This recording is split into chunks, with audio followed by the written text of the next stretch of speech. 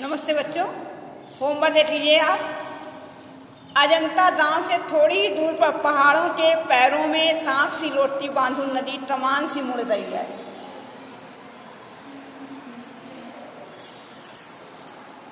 कि अजंता गांव के पास थोड़ी ही दूर पर पहाड़ थे, वहां पर नदी बह रही थी। ऐसी प्रतीत होती थी जैसे सांप जो है पहाड़ों के चारों ओर लिपट गया हो। इस तरह से वो नदी भी ऐसी प्रतीत होती थी, इस तरह से धाराएं उसकी मुड़ी हुई थी।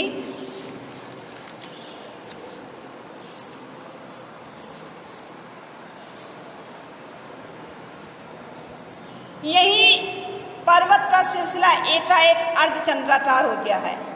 पर्वत भी ऐसा प्रतीत होता था जैसे आधा चंद्रमा का आकार हो, ऐसा वहां प्रतीत हो रहा था। आपको यहीं से अंडरलाइन करनी है, इसी लाइन से वहीं पर्वत का सिलसिला एकाएक अर्धचंद्राकार हो जाता। इधर से आपको अंडरलाइन करनी है, यहां से लेके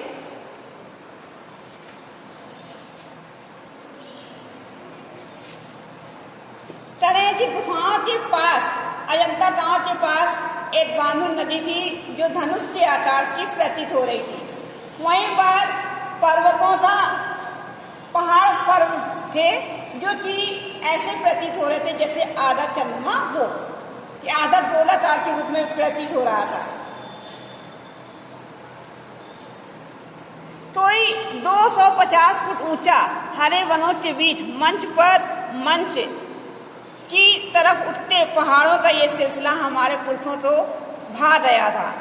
कह रहे हैं कि जैसे इसके चारों ओर 100-250 फुट ऊंची थी, इसके चारों ओर हरे भरे वन थे।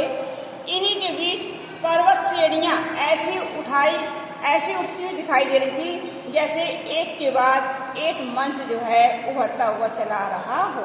पहाड़ जो थे वह इस प्रकार से बने हुए थे, ये प्रतीत हो रहा था जैसे मंच बना हुआ हो। और उन्होंने उसे खोदकर भवनों महलों से भर दिया है। उन सुंदर पर्वत की जो श्रेणियां थी, पर्वत की जो श्रृंखलाएं थी, उनको हमारे पूर्वजों ने ऐसे मोहित कर दिया था, अपनी कला की सुंदरता से ऐसे भर दिया था कि वह ऐसी प्रतीत हो रही थी कि जैसे पहाड़ों को काट काट कर उन्होंने सुंदर से भवन और महल बना दिए थे। कहाँ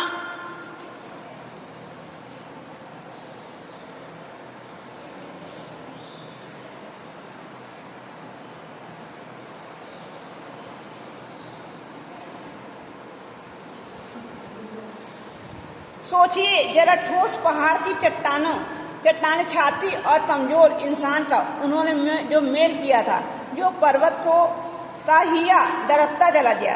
कह रहे हैं कि विचार करने की बात है कि कहाँ पर एक कठोर चट्टान या कठोर पहाड़ और कहाँ एक कोमल हृदय वाले दुर्बल कमजोर और मनुष्य और चट्टान को आपस में मिलाकर, कि जब हमारे पूर्वजों ने कोमल और कठोर का मिलन किया, अर्थात उन चट्टानों को, उन दुर्बल और कमजोर हृदय वाले व्यक्तियों ने उस कठोर चट्टान को काट के सुंदर से महल और भवन बनाए हैं। इसी तरह से जब उन्होंने कठोर और कोमल का मिलन कर दिया, इसी से पर्वत भी विभोर हो गया, अर्थात वह भी उनके लिए कटने पिटने के लिए तैयार हो गया था। उसका हृदय जो था वह द्रवित हो गया था, ऐसे धमक गया था, मतलब उसने अपने आप को समर्पित कर दिया था पहाड़ों ने।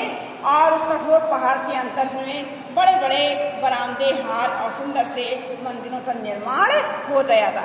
ये पूरी अंडरलाइन है आपके, तो आप इसमें क्वेश्चन देख लीजिए कि गद्यांश का संदर्भ लिखना है, रेखांकित की व्याख्या, और पूछ रहे हैं लेखक ने बांधुल नदी को किस रूप में चित्रित किया है।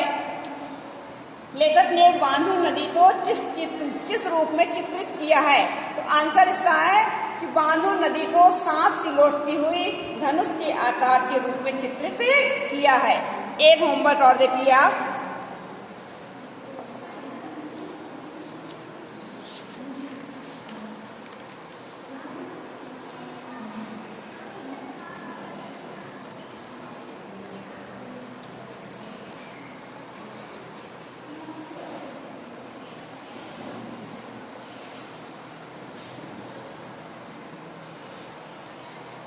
अजंता संसार की चित्रकलाओं में अपना अद्वितीय स्थान बना रखता है।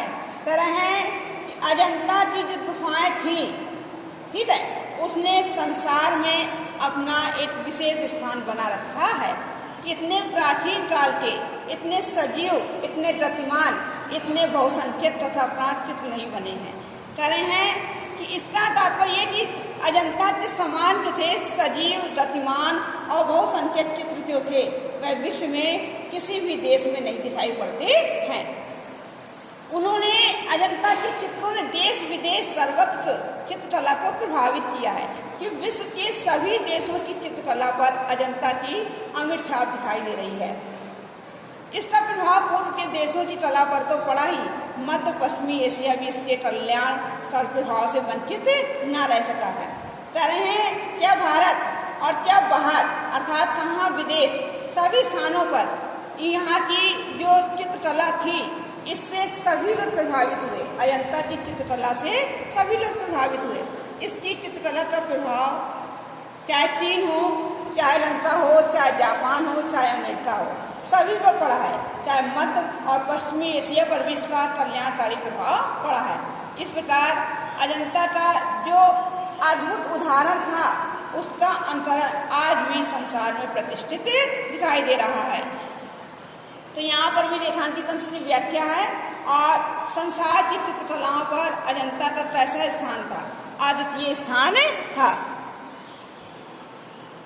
अजंता की चित्रकला के बाहर के देशों पर क्या प्रभाव पड़ा है कि उसने जो चित्रकला थी उसका जादूगरी के रूप में एक और कल्याणकारी रूप में प्रभाव पड़ा है। आज के लिए इतना ही होमवर्क है। ये लेसन भी आपका कंप्लीट हो गया है और कल हम पढ़ाएंगे आपको पानी में चलता चांद पर आदमी। फीस भी जमा करवा दीजिए सारे बच्चे।